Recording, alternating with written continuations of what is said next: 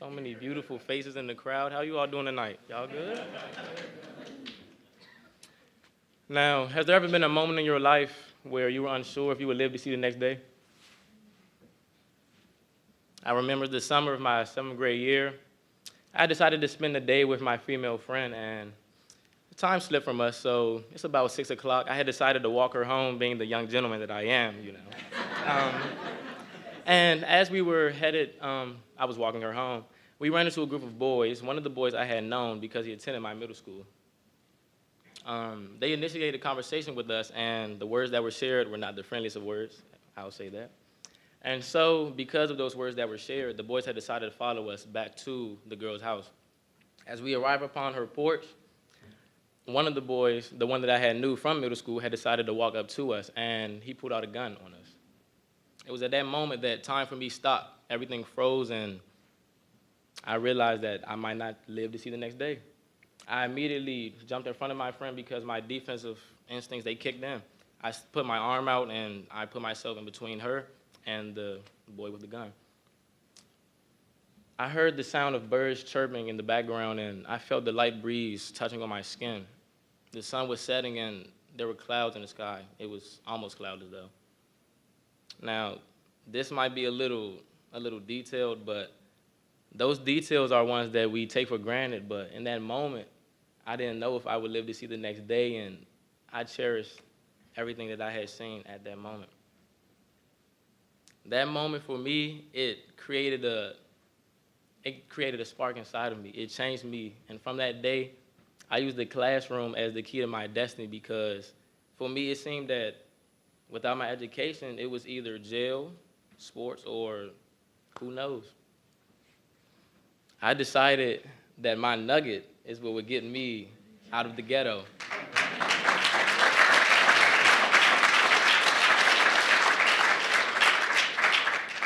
I treated every assignment as if it was a life or death situation. I strived for nothing but A's in the classroom, and I was always one of those top scholars who always pushed as hard as he could because I knew that I had to make my mother, my family proud, and I knew that for me, it was a life or death situation.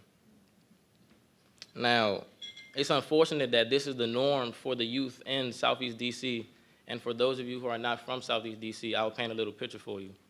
For me, growing up in Southeast DC, I seen all sorts of things from guns, violence, people getting stabbed, jumped, beat, all sorts of senseless violence among the youth. And there were my black people strung out high on drugs at the bus stop, begging the youth for money, living to get high, and doing absolutely nothing with their time. And for me, it was sickening because I wanted so much more for me, but not only for me, for my people as well. And that is another reason why I knew that my education was my key. It was my key out. I knew that I didn't want to wind up like that. And as you can see, I have a little bit of muscle on me, but sports wasn't going to be my way out either. It wasn't. So I decided that I wanted to be a dentist. And as we fast forward, it's my junior year, and I remember Miss Candace Mott. She's a program coordinator for the program I'm in called NAV. I remember her telling me about an amazing program, Genesys Works. I was a little skeptical at first. I didn't know what to think of it, what to expect, but as I got more information about the program and as I began to participate, I realized that this program for me would literally change my life.